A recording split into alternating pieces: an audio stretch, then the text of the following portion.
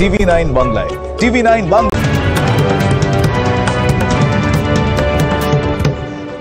এই মুহূর্তে আরো একটা বড় খবর আপনাদের আরো একবার জানাতেই হচ্ছে। সঞ্জয় সর্বোচ্চ সাজা আপাতত চাইল না তিলোত্তমার পরিবার।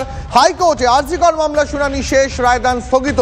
এই নিয়ে কথা বলার জন্য আমাদের সঙ্গে এই মুহূর্তে বিশিষ্ট চিকিৎসক ডক্টর তমনাশ চৌধুরী রয়েছেন। আমি তমনাশ বাবুর কাছে সরাসরি একটা কথা জানতে চাইব। তমনাশ বাবু, সঞ্জয় যে এখনো পর্যন্ত ধৃত, অভিযুক্ত, সাজাপ্রাপ্ত, তার পরিবার চাই, মানে তিলোত্তমার পরিবার চাইছে সেই সঞ্জয়ের সর্বোচ্চ সাজা না হোক, রদ করা হোক।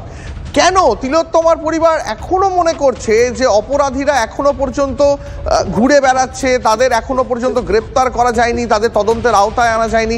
আপনার পর্যবেক্ষণ কি? সঞ্জয় রায় আমরা মনে করি একা দোষী নয়। সঞ্জয় রায়ের সাথে আরো অনেকেই ছিল। সঞ্জয় রায়কে যদি ফাঁসিতে ঝুলিয়ে দেওয়া হয় তাহলে আমাদের মনে হচ্ছে যে শেষ, হয়তো কখনো যদি ভবিষ্যতে ওর কখনো মত বদলায়, ও বলে যে কারা ছিল, সেই সুযোগও চলে যাবে।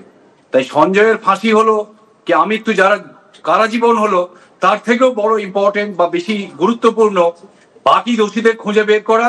এবং যে কাজ কলকাতা পুলিশ প্রথম কয়েকদিন করেনি, যে কাজ সিবিআই করার দায়িত্ব ছিল, তারা যথাযথভাবে করেনি। তাই আমাদের কাছে এটা অনেক গুরুত্বপূর্ণ।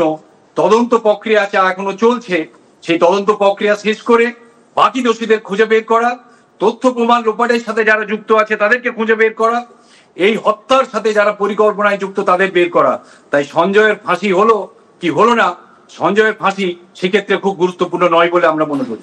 তমনাশ বাবু, এর পরে মানে এই মামলার গতি প্রকৃতি এর পরে কোন দিকে যেতে পারে বলে আপনার মনে হচ্ছে?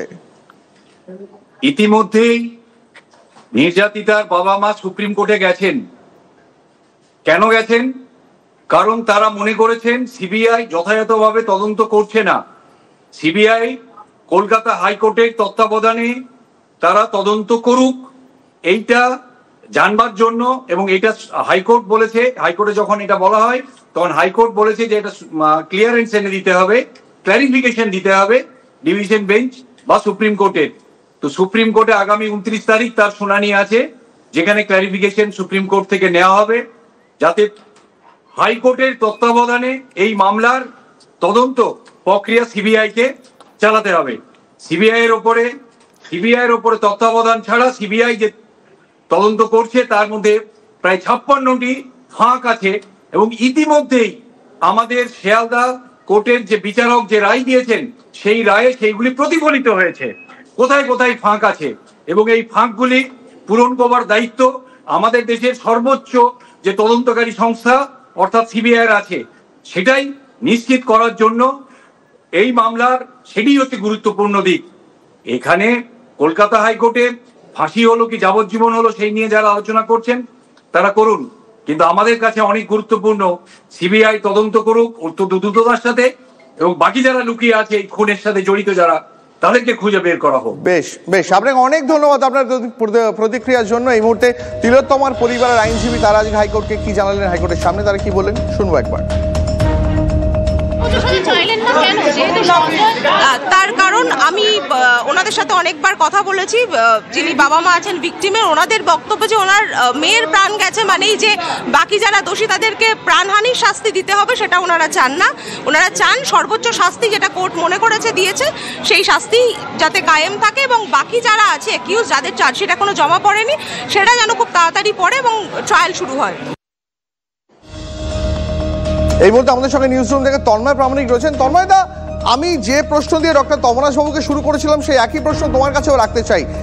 নিজের মেয়েকে ধর্ষণ করে খুন করেছে এমন একটা অভিযোগে, এমন একটা সাজাতে যে এই মুহূর্তে যাবজ্জীবন আমৃত্যু কারাদণ্ডে দণ্ডিত, সেই সঞ্জয়ের মৃত্যুদণ্ড চাইছেন না তিলোত্তমার পরিবার।